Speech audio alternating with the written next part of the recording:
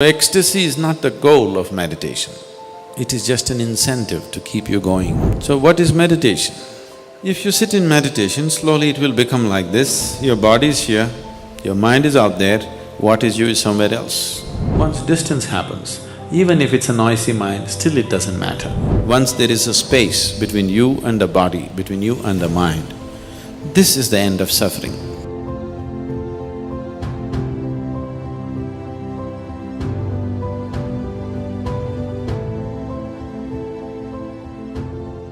Sadhguru, I read in one of your question-answer sessions that you were referring that even meditation is not the thing. Like, I mean, maybe it's a confusion to me. Like, Buddha didn't meditate much, though his followers did. It's just a state of ecstasy which people get into. Is it that? Like, of course, I meditate and get the feeling of bliss and ecstasy, and it remains throughout the day. Is that enough for a spiritual journey? I'm a bit confused. It's enough incentive. It's only an incentive. Ecstasy is only an incentive. If it's painful, would you do it? No. So you feel blissful and ecstatic, that's only an incentive, that's not the goal. So Buddha was ecstatic? No, Buddha was never ecstatic. Did you ever see him dancing? He just sat like this. That's different. If I ask you to sit like that, would you sit? No. You need some incentive. So, just creating that sweetness in the system is an incentive. And above all, if you are feeling ecstatic within yourself, you become a better human being, isn't it? Aren't you? When you're very happy, aren't you a wonderful human being? Only when you're unhappy, you're a nasty human being, isn't it? Isn't it so? When you're happy, you're a wonderful human being, everybody is, isn't it? So keeping you ecstatic, a dose of ecstasy in the morning, the world is feeling better. If everybody in Hyderabad started off in an ecstatic way in the morning, Hyderabad would be a wonderful place, isn't it? They start with tension, so it's something else is happening. So ecstasy is not the goal of meditation, it is just an incentive to keep you going, because otherwise you wouldn't go. So what is meditation? The purpose of… if we have to look at the purpose,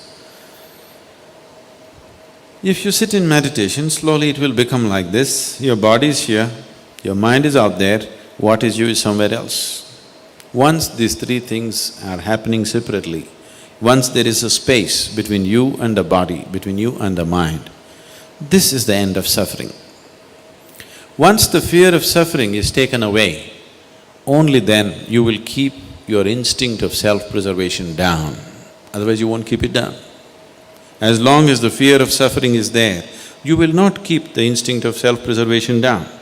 The only reason why you are naturally not spiritual is because you have empowered your instinct of self-preservation too much.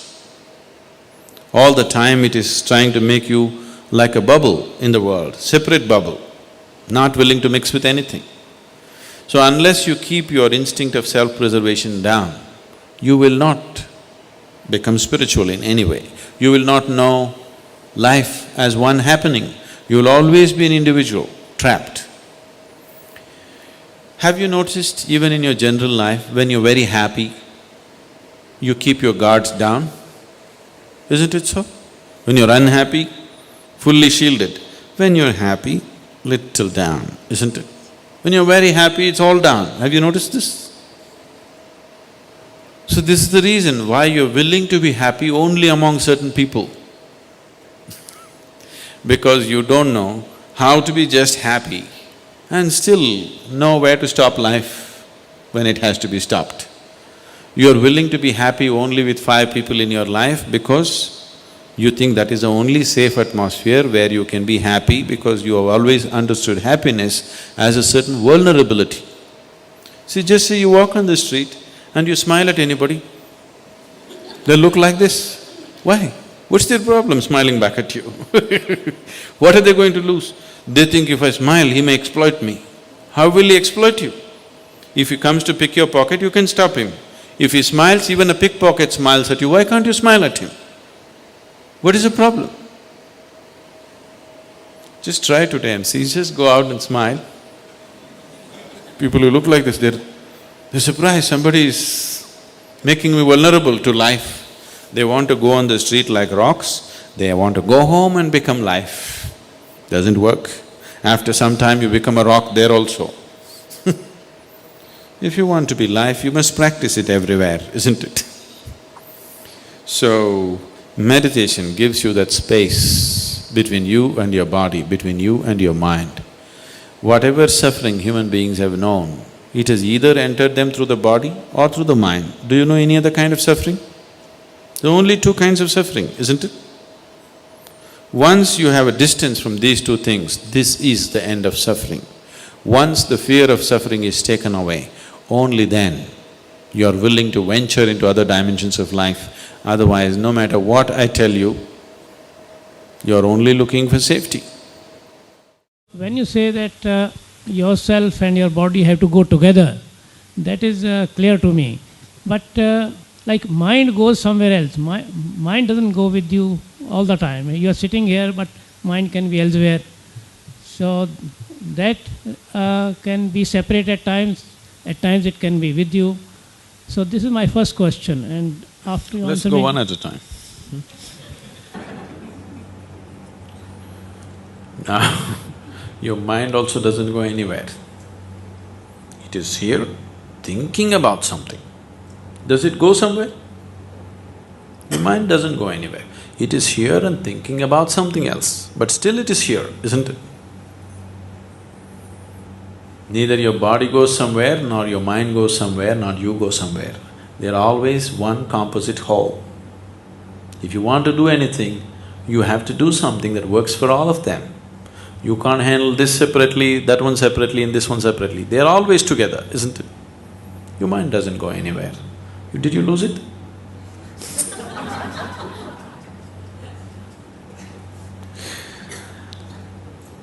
It is just that you're being deceived by the imagination of your mind. It is sitting here and imagining something. It is not going anywhere, but you are so identified and lost that you think the mind is going somewhere. Mind doesn't travel anywhere, it's very much here, isn't it? You need to understand this. Why your mind is going on with uncontrollable, endless thought is, you're identified with things that you are not. The moment you get identified with something that you are not, then mind is non-stop activity. You're identified with too many things and you're trying to stop your mind. I'm telling you, if you try for 1,000,000 years, it's not going to happen. It cannot happen. If you take away your wrong identifications, then you will see this moment, mind will be just like a mirror, not saying anything, just reflecting everything. That's how mind should be. Your mind as a mechanism works best only when there is clarity in it, isn't it? Isn't it so? Your mind is not here to think up all kinds of fancy things. That's a distraction in life. Your mind is here to give you clarity and penetration into life. But right now, mind is just a huge ball of confusion, simply because you got identified with so many things that you're not, and now you're trying to hold it back. There is no way to hold it back. You ate very bad food, now there's gas in the stomach. You can't hold it. You eaten bad food, the consequence is there. You got wrongly identified with too many things, now this is going on endlessly. You cannot stop it, it doesn't matter what you do. You think of God, God himself will go to take you to many places. Now you're sitting here and you're trying to meditate, but you're thinking of your bar or restaurant or friend or cinema or something. Now people told you, think about God, everything will be okay. If you think about Rama or Krishna, then you will find you will go to cinema with Rama. That's the nature of the mind. Rama himself will take you to the bar, Rama himself will take you to the restaurant. You can't stop it. Because you've gotten yourself identified with things that you're not. No way to stop it. So what's being done here is not about controlling your mind, to bring an awareness as to what you're not. Right now, to start with, the most fundamental identity is your body. You're identified with your body, the clothes that you wear, your hairstyle, your goatee also, aren't you? Very much identified, isn't it? Your wife, your children, your family, your education, your religion, endless number of identifications. With all these identities, you want a quiet mind? There's no such thing. That's why we gave you a simple device called Shunya, where you create a little distance from the mind. Once distance happens, even if it's a noisy mind, still it doesn't matter. Disengaging from the mind.